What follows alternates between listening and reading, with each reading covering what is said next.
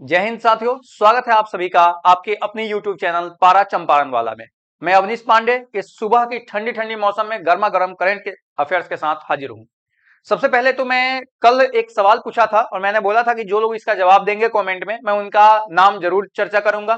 तो ध्यान देते हैं, कल वाला जो सवाल था उसके सवाल का जवाब जो है कुछ बच्चों ने दिया है। जैसे उस सवाल का आंसर था सात्विक और चिराग, और इसका आंसर देने वाले लोग जो हैं इसमें राकेश कुमार हैं, उन्होंने जवाब दिया है। यशराज मिश्रा ने जवाब दिया है इसका। प्रकाश कुमार जो है इसका जवाब दिए हैं, और साथ में रौनक कुमार जो हैं वो इसका जवाब दिए हैं। ये चार लोगों ने इसका जवाब दिया है। चलिए आज करंट अफेयर्स को पढ़िए, लास्ट में आपका जो सवाल आएगा इस सवाल का जवाब जो होगा इन्हीं करंट अफेयर्स में से होगा, तो उसका आंसर आप दे करके आप भी बन सकते हैं हॉट लिस्ट में, आप भी आ सकते हैं और आपके नाम की भी चर्चा जो है अगले क्लास में की जाएगी। चलिए तो हम लोग शुरू करें आज के इस करंट अफेयर्स का सीरीज को। सबसे पहला सवाल आपका है कि हाल ही में आईआईटी मद्रास श्रीलंका के कैंडी में अपना नया परिसर खोलेगा। आईआईटी मद्रास जो है वो श्रीलंका के कैंडी में अपना जो है एक नया परिसर खोलेगा। ठीक है, और आपको आंसर भी यहाँ पे दिया हुआ है कि श्रीलंका के कैंडी में अपना जो नया परिसर खोलेगा। अगर हम श्रीलंका को देखें तो श्रीलंका जो है यह एशिया महादेश का एक देश है, और गौर से देखेंगे तो ये जो क्षेत्र आपको दिख रहा है ये हिंद महासागर का क्षेत्र है। यहाँ पे है आपको बंगाल की खाड़ी और यह है आपका अरब सागर। ठीक है, ये जो क्षेत्र आपको दिख रहा है इसको व्हाइट वाला इसको बोलते हैं लाल सागर। क्या है ये? लाल सागर है। ठीक है, और ये अरब प्रायद्वीप है। इसी में आप ग्रीन कलर का जो देख रहे होंगे यही श्रीलंका है। ठीक है, इसी श्रीलंका की बात हो रही है, और श्रीलंका के वर्तमान टाइम में हम लोग अगर राष्ट्र ध्वज देखें तो कुछ इस तरह का राष्ट्र ध्वज आपको श्रीलंका का दिखाई देगा। वर्तमान टाइम में श्रीलंका की जो राजधानी है वो श्री जयवर्धने कोट्टी हो गया है। कहां है? श्री जयवर्धने कोट्टी जो है वह श्रीलंका की वर्तमान टाइम में राजधानी है। अगर हम क्षेत्रफल के अनुसार देखें तो श्रीलंका जो है विश्व का 122वां देश है, लेकिन अगर हम जनसंख्या के अनुसार देखें तो जनसंख्या के अनुसार यह विश्व का 53वां सबसे बड़ा देश हो गया है। ठीक है, श्रीलंका की अगर बात की जाए तो यहाँ की जो मुद्रा है उसका भी नाम रुपया ही है। श्रीलंकाई रुपया के नाम से यहाँ की मुद्रा को जाना जाता है। ध्यान रखना है कि आईआईटी मद्रास जो है कहां पर अपना नया परिसर खोलेगा, तो श्रीलंका के कैंडी में अपना नया परिसर खोलेगा। अगला प्रश्न है आपका कि हाल ही में भूटान देश की पीपुल्स डेमोक्रेटिक पार्टी, जैसे भारत में आपको इलेक्शन में देखिएगा कांग्रेस है, बीजेपी है, आप है, आम आदमी पार्टी है ना, इसी तरह से आपको भूटान देश में भी कुछ पार्टियां हैं, उसमें से पीपुल्स डेमोक्रेटिक पार्टी जो है उसने संसदीय चुनाव को जीता है। ठीक है, संसदीय चुनाव को कौन जीता है? पीपुल्स डेमोक्रेटिक पार्टी ने जीता है। जिस तरह से वर्तमान टाइम में भारत में एनडीए की शासन सत्ता है, किसकी? एनडीए। बीजेपी जब आपको अन्य पार्टियों के साथ मिलकर के सहयोग बनाकर के शासन सत्ता चलाती है, सरकार बनाती है, तो उसको एनडीए कहा जाता है। अगर हम भूटान की बात करें तो ये भूटान का राष्ट्रीय चिन्ह है, राष्ट्रीय ध्वज है, और भूटान भी जो है वह आपको किस महादेश में स्थित है? तो आपको एशिया महादेश में ही स्थित है। गौर से देखें तो ये रेड वाला जो दिखाई दे रहा है यह आपका भूटान है। भूटान भारत के 4 राज्यों के साथ सीमा बनाता है। यहाँ पे आपको सिक्किम के साथ, इस क्षेत्र में पश्चिम बंगाल के साथ, यहाँ पर आपको जो है असम है, और इस क्षेत्र में आपको अरुणाचल प्रदेश। इन 4 राज्यों के साथ भूटान जो है सीमा साझा करता है। अगर भूटान को आप गौर से देखेंगे तो क्षेत्रफल के अनुसार यह 131वां राज्य है, जबकि जनसंख्या के अनुसार विश्व का यह 117वां राज्य है।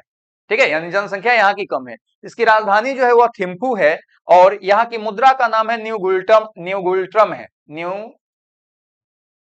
गुल्ट्रम। ठीक है, यह जो है मुद्रा का नाम है कहाँ की? भूटान की मुद्रा का। गौर से आप देख सकते हैं ये एशिया महादेश में आपको यह नेपाल है, यह भारत का चित्र है, ये आप जो दिख रहा है ये बांग्लादेश है, और यहाँ पर आपकी इसको पूर्वोत्तर भारत कहा जाता है। ऊपर की तरफ चीन है, ये आपका भूटान है रेड कलर वाला, उसका राष्ट्रीय चिन्ह है। ध्यान रखना है किस पार्टी ने, पार्टी का नाम क्या है? तो पीपुल्स डेमोक्रेटिक पार्टी ने जो है जीत हासिल की है। अगला प्रश्न है आपका, हाल ही में प्रधानमंत्री नरेंद्र मोदी महाराष्ट्र के नासिक जिले में राष्ट्रीय युवा उत्सव 2024 का उद्घाटन किया है। राष्ट्रीय युवा उत्सव 2024 का उद्घाटन किसने किया है? श्री नरेंद्र मोदी जी ने किया है। सवाल उठता है कि कितने तारीख को? आज कितना तारीख है?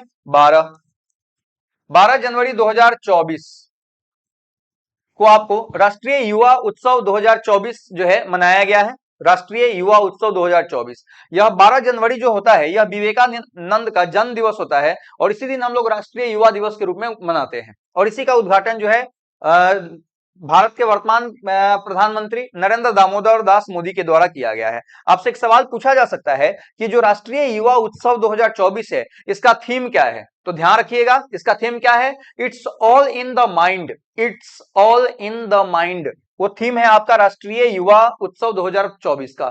It's all in the mind माने सब कुछ हमारे दिमाग में है। ठीक है, चलिए अगला आपका क्या है कि हाल ही में लोकसभा में 5 सांसदों को सांसद रत्न अवार्ड 2024 से सम्मानित किया गया है।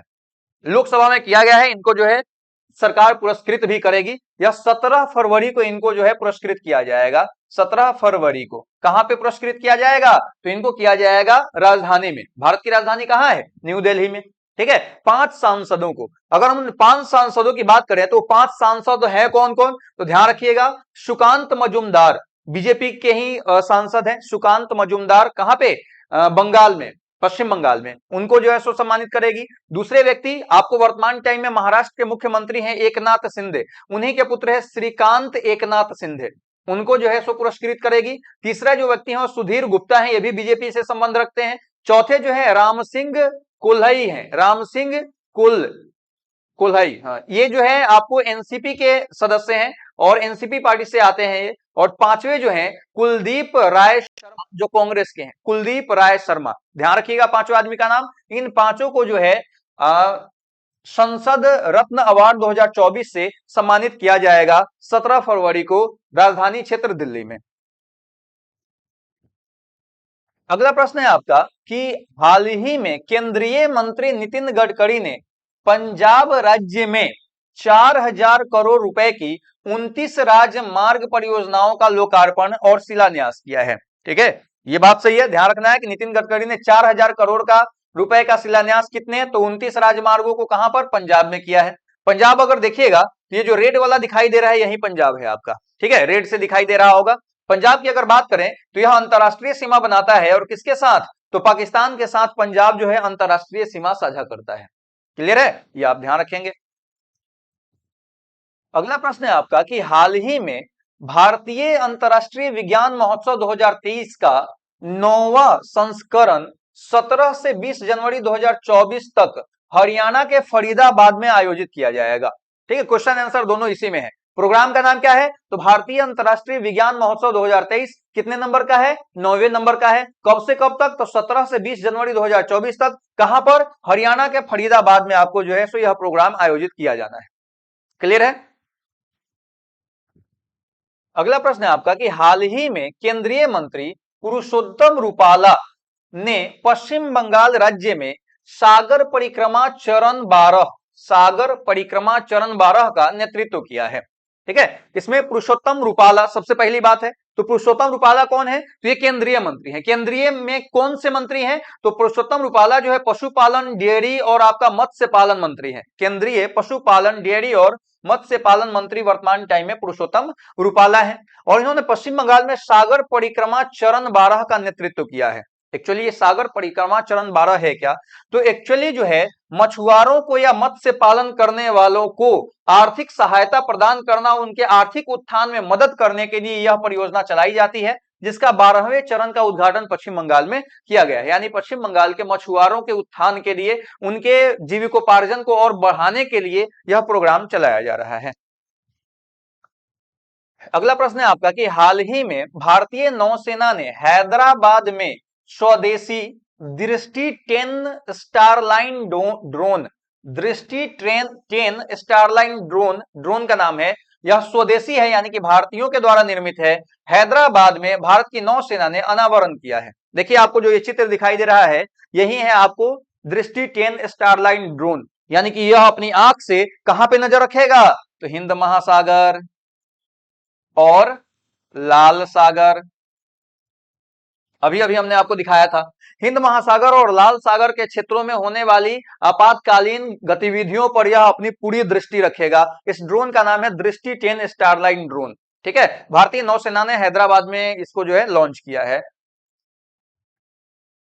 अगला है, हाल ही में सिंगापुर के चागा एयरपोर्ट को विश्व का सर्वश्रेष्ठ एयरपोर्ट का खिताब मिला है। चागा एयरपोर्ट है कहां पे? सिंगापुर में। सर्वश्रेष्ठ एयरपोर्ट का खिताब मिला है, काहे? तो देखिए, एयरपोर्ट सर्वश्रेष्ठ है ये कैसे पता चलेगा? तो वहां पे जो टाइम टेबल होगा एयरलाइंस का वो सबसे बेहतर होगा, वहां जो एयरपोर्ट पर सुविधाएं होंगी आदमियों की वो सुविधाएं सबसे बेहतर होंगी, और सभी बेहतर सुविधाएं बेहतर देने के कारण यह सबसे बेहतर एयरपोर्ट में काउंट हो गया है। ध्यान रखना है कि सिंगापुर का है, नाम है उसका चागा एयरपोर्ट, और यह जो है विश्व का सर्वश्रेष्ठ एयरपोर्ट का खिताब जीता है। क्लियर? अगला प्रश्न है आपका, हाल ही में अमेरिका ने दुनिया का पहला वायरलेस ट्रांसपेरेंट टीवी लॉन्च किया है। वायरलेस ट्रांसपेरेंट टीवी, देखिए आपको यह टीवी है, ट्रांसपेरेंट माने आर पार दिखाई दे रहा है, आपको पीछे वाला दीवार भी दिख रहा है, ये टीवी है, इसमें किसी प्रकार का कहीं तार वगैरह नहीं लगा हुआ है, यह वायरलेस टीवी है। और सबसे बड़ी बात कि इसको किसने लॉन्च किया है? एलजी ने लॉन्च किया है। एलजी अमेरिकन कंपनी है और उसी ने जो है सो इस टीवी को लॉन्च किया है। ध्यान रखेंगे कि दुनिया का पहला वायरलेस ट्रांसपेरेंट टीवी किसने लॉन्च किया है? अमेरिका ने लॉन्च किया है। कौन सी कंपनी की है यह? तो एलजी कंपनी की यह टीवी है। क्लियर? चलिए, अगला आपका प्रश्न है, करंट अफेयर्स यहीं पे समाप्त होता है। कल जो आप करंट देखे थे 11 तारीख को, उन 11 तारीख के करंट का एक सवाल है, हाल ही में खाली स्थान फ्रांस देश के सबसे युवा प्रधानमंत्री बने हैं। हाल ही में कौन फ्रांस के सबसे युवा प्रधानमंत्री बने हैं, उसका कमेंट कीजिए, और कमेंट करने वाले लोगों की चर्चा जो है कल के क्लास में यहीं से ऑनलाइन किया जाएगा। चलिए, स्वस्थ रहें, मस्त रहें, अपने पढ़ाई में व्यस्त रहें। Thank you.